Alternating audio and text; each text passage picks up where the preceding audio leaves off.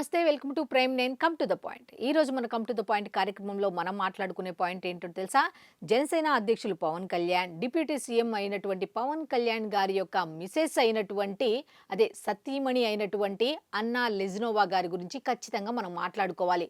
పాశ్చాత్య దేశాలకు వెళ్ళి చదువుల కోసం, ఉన్నత ఉద్యోగాల కోసం అక్కడికి వెళ్ళి అక్కడ సంస్కృతిని, సాంప్రదాయాల్ని ఇక్కడ రుద్దాలని చూస్తున్న ఈ రోజుల్లో ఒక రష్యన్ మహిళ ఏ విధంగా సనాతన ధర్మం వైపు ఆకర్షితురాలయ్యి మన సంస్కృతిని, సాంప్రదాయాల్ని పాటిస్తున్నారు, అసలు అలా ఎందుకు పాటిస్తున్నారు, ఒక రష్యన్ మహిళ ఈ విధంగా ఎందుకు చేస్తున్నారు అనే దాని మీద ఈరోజు మనం ఖచ్చితంగా మాట్లాడుకోవాలి. ఎందుకంటే చాలామంది కూడా మన సంస్కృతిని, సాంప్రదాయాల్ని, మన యాసని, మన భాషని, మన కట్టుని, మన బొట్టుని, మన వస్త్రధారణం సైతం స్వేచ్ఛ, సమానత్వం, అందరితో మేము సమానం, మగవాళ్ళ కన్నా ఆడవాళ్ళు ఏమన్నా తక్కువ అన్నట్టుగా బరితెగించి పిచ్చి పిచ్చి దుస్తులు ధరించి రోడ్ల మీదకు వస్తున్న ఈ రోజుల్లో ఆవిడ మన భారతదేశంలో ఉన్నటువంటి ఇటువంటి ఇందాక చెప్పాను కదా, అటువంటి మహిళలకు ఆదర్శమూర్తిగా నిలుస్తున్నారు.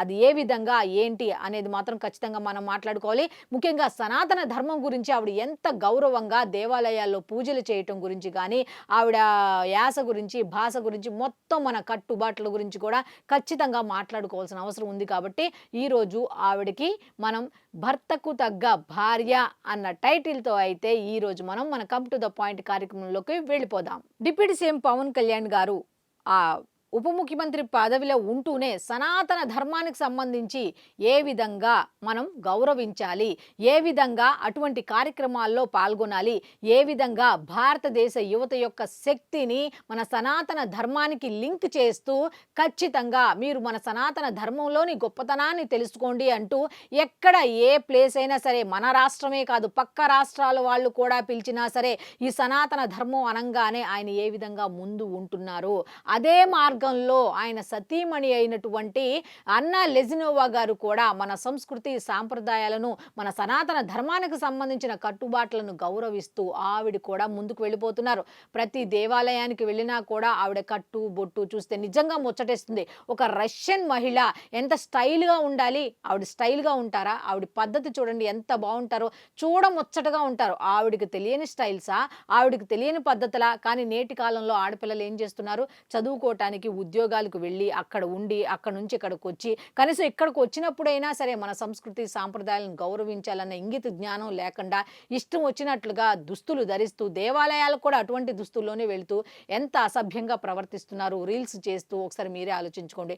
అటువంటిది ఈ రష్యన్ మహిళ అయినటువంటి అన్నా లెజినోవా గారు 10 మందికి ఆదర్శంగా నిలుస్తున్నారు. ఏ విధంగా అంటే ఫస్ట్ మనం మాట్లాడుకోవాల్సింది డిప్యూటీ సీఎం పవన్ కళ్యాణ్ గారి గురించి మాట్లాడుకుంటూ ఆయన ఏ విధంగా సనాతన ధర్మాన్ని గౌరవిస్తూ ముందుకు వెళుతున్నారు, అదేవిధంగా ఇంట్లో వాళ్ళు కూడా అలాగే వెళ్ళాలి, ఉండాలి అన్న మార్గాన్ని అయితే 10 మందికి ఆయన చేసి చూపిస్తున్నారని చెప్పుకోవచ్చు. ఆయన ఉడిపి శ్రీకృష్ణ మఠానికి వెళ్ళినప్పుడు కూడా భగవద్గీత యొక్క గొప్పతనాన్ని చెప్పుకుంటూ వచ్చారు. అసలు భగవద్గీతలో ఎన్ని మంచి అంశాలు ఉన్నాయా అన్నట్టుగా ఆయన 10 మందికి తెలియజేశారు.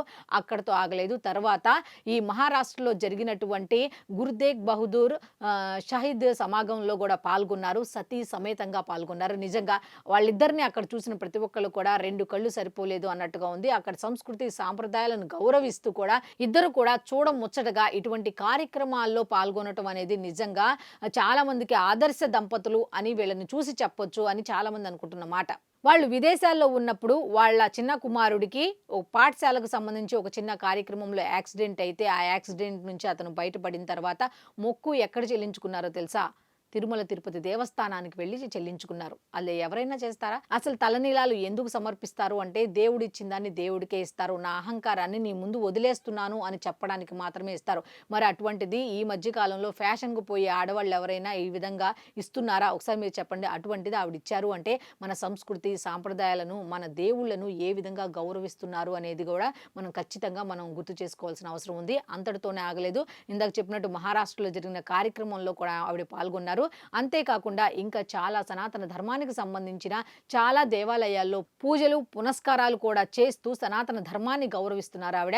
ఓ పక్క డిప్యూటీ సీఎం పవన్ కళ్యాణ్ గారేమో ఇది సనాతన ధర్మానికి సంబంధించి, తిరుమల తిరుపతి దేవస్థానానికి సంబంధించి, ఈ ప్రసాదానికి సంబంధించి కల్తీ నెయ్యి వాడారు, భక్తుల మనోభావాలు దెబ్బతీశారు అంటూ ఆయన దాని మీద ఉంటూ సనాతన ధర్మ పరిరక్షణ బోర్డు అవసరమని, ఇప్పటికైనా సరే సనాతన ధర్మ పరిరక్షణ బోర్డు ఏర్పాటు చేయవలసిన ఆవశ్యకత ఉంది అంటూ అంటూ ఆయన ప్రతి సమావేశంలో చెప్పుకుంటూ వస్తున్నారు.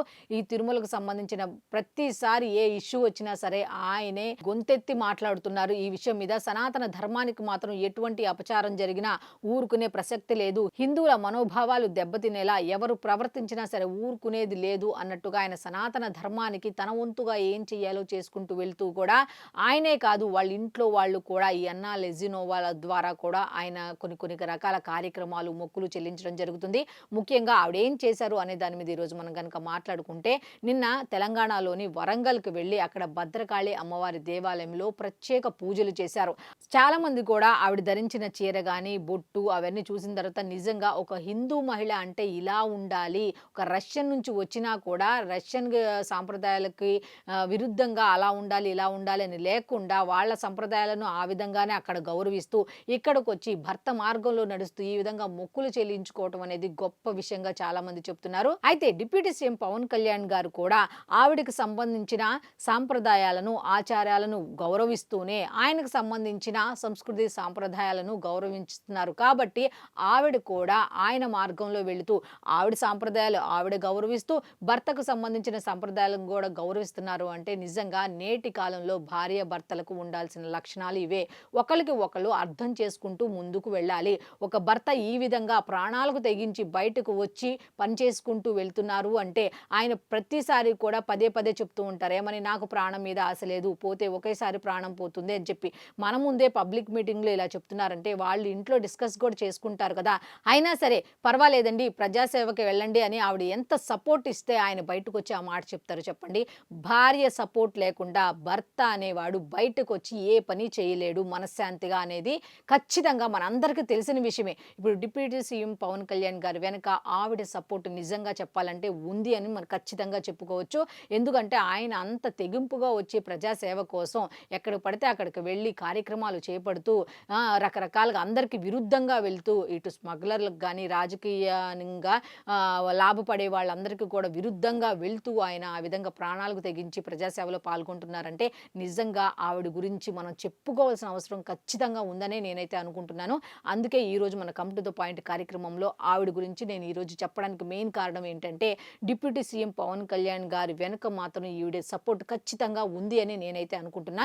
సో ఈ వీడియో కనుక మీకు నచ్చితే లైక్ చేయండి, కామెంట్ చేయండి, సబ్స్క్రైబ్ చేసుకోండి. కామెంట్ మాత్రం చేయండి. ఎందుకంటే మీరు కామెంట్ ఇస్తే ఏంటంటే మరికొన్ని విషయాలు మనం తీసుకురావాల్సిన అవసరం ఉంది కాబట్టి. ఎందుకంటే డిప్యూటీ సీఎం పవన్ కళ్యాణ్ గారు అంటే వెనక సపోర్ట్ ఈవిడ ఉంది కాబట్టి ఈవిడ గురించి నేను ఈ రోజు ఖచ్చితంగా నేను మాట్లాడాల్సిన అవసరం ఉంది కాబట్టి నేను మాట్లాడుకుంటూ వచ్చా. ఇలాగే ఈ విధంగానే డిప్యూటీ సీఎం పవన్ కళ్యాణ్ గారికి ఆవిడ సపోర్ట్ ముందు కూడా ఉండాలని మనం కూడా కోరుకుంటూ ఆవిడని కూడా గౌరవించుకుంటూ ఈ నేటి మహిళలందరూ కూడా ఇటువంటి వాళ్ళని ఆదర్శంగా తీసుకోవాలని చెబుతూ ఈ రోజు కమ్ టు ద పాయింట్ కార్యక్రమాన్ని ముగిద్దాం. సో ఇది ఈనాటి కమ్ టు ద పాయింట్ కార్యక్రమం. మళ్ళీ రేపటి కమ్ టు ద పాయింట్ కార్యక్రమంలో కలుసుకుందాం. అంతవరకు సెలవు. నమస్కారం.